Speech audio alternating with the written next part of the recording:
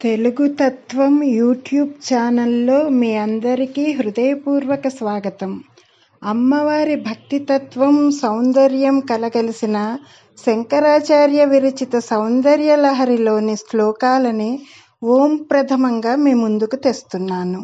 సౌందర్యలహరి విని సులువుగా నేర్చుకోవాలి అనుకునే వారికి ఈ నా ప్రయత్నం ఉపయోగపడుతుందని ఆశిస్తున్నా. రోజుకు 5 శ్లోకాలతో మీ ముందుకు రావాలనే నా ఆకాంక్ష. అమ్మవారి దివ్య సౌందర్యాన్ని వర్ణిస్తూ భక్తి భావంలో ఓలలాడించే సౌందర్యలహరిలోని మొదటి శ్లోకం. శివశక్త్యాయుక్తో యది భవతి శక్తః ప్రభవితుం న చేదేవం దేవో న ఖలు కుశలః స్పందితుమపి అతస్త్వామారాధ్యాం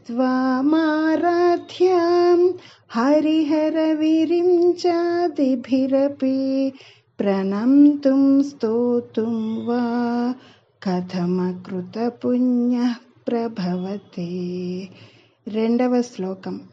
తనీయాం సంపాంసుం తవ చరణ పంకేరుహభవం విరించి సంచిన్వన్ విరచయతి లోకాన వికలం వహత్యేనం సౌరిః కథమపి సహస్రేణ శిరసాం హరః సంక్షుభ్యేనం భజతి భసితోద్ధూలన విధిం. మూడవ శ్లోకం.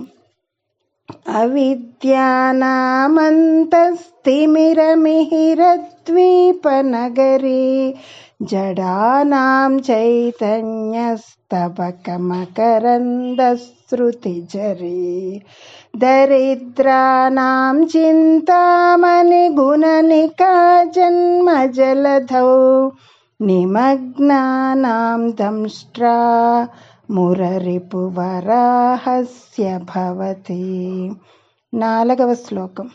తదన్యః పాణిభ్యాం అభయవరదో దైవతగణః త్వమేకా నైవాసి ప్రకటితవరాభీత్యభినయా భయాత్రాతుం దాతుం ఫలమపి చ వాంఛా సమధికం శరణ్యే లోకానాం తవ హి చరణావేవ నిపుణౌ. ఐదవ శ్లోకం. హరిస్త్వామారాధ్య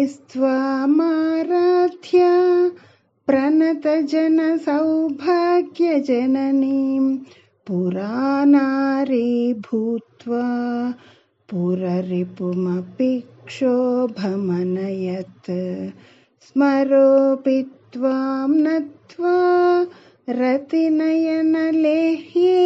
వపుషా మునీనామప్యంతః ప్రభవతి మోహాయ మహతాం.